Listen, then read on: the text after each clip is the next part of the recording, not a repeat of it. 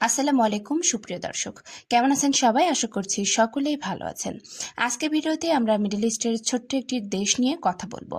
দেশটা হচ্ছে ওমান। এই দেশ সম্পর্কে আমাদের কাছে অনেকেই বিভিন্ন ধরনের তথ্য জানতে চান। প্রতিনিয়ত আমরা তথ্যগুলো কিন্তু দেওয়ার চেষ্টা করি। ওমান বিষয়ে ভিসা রিলেটেড যে বিষয়গুলো আছে সেগুলো আপনাদের মাঝে কিন্তু আমরা দেওয়ার চেষ্টা করি। তো আমাদের কাছে অনেকেই কমেন্ট করছেন, মূলত ওমান সম্পর্কে জানতে চেয়েছেন।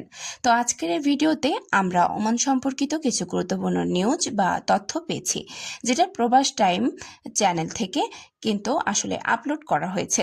তো চলুন বিস্তারিত আপনাদেরকে দেখাই, তাহলে কিন্তু সম্পূর্ণটা বুঝতে পারবেন। রেসিডেন্সি বা আবাসন নিয়মে বড় ধরনের পরিবর্তন এনেছে ওমান। নতুন এই নীতিমালার আওতায় বিদেশি সম্পত্তি মালিক ও বিনিয়োগকারীরা কোনো স্থানীয় স্পন্সর বা কফিল ছাড়াই দেশটিতে দীর্ঘমেয়াদী ভিসা এবং রেসিডেন্স পারমিট বা বসবাসের অনুমতি পাবেন। ওমান পুলিশ সম্প্রতি এক আদেশের মাধ্যমে প্রবাসীদের আবাসন সংক্রান্ত নির্বাহী বিধিমালায় এই সংশোধন এনেছে, যা ইতিমধ্যে দেশটির সরকারি গ্যাজেটে প্রকাশিত হয়েছে।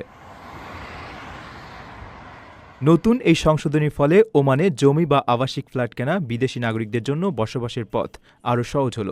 এমনকি যেসব সম্পত্তির নিবন্ধন প্রক্রিয়া এখনও পুরোপুরি শেষ হয়নি, সংশ্লিষ্ট কর্তৃপক্ষের কাছ থেকে প্রয়োজনীয় সনদ সাপেক্ষে সেগুলোর বিপরীতেও ভিসা ও রেসিডেন্স পারমিট দেওয়া হবে।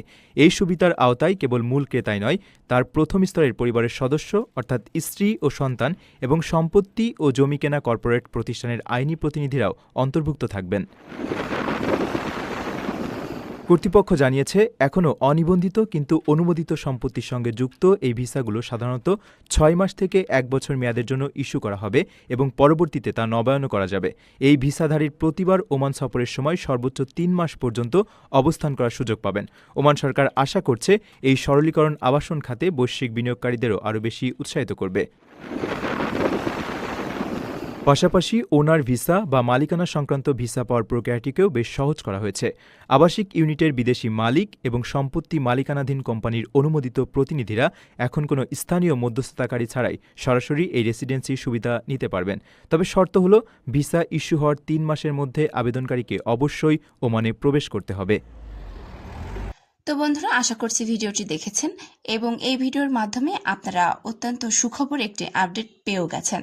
আশা করি আজকের এই আপডেটটি আপনাদের জন্য উপকারী হয়েছে। নতুন কোনো সরকারি ঘোষণা প্রকাশ হলে সেটিও দ্রুত আপনাদের সামনে তুলে ধরা হবে।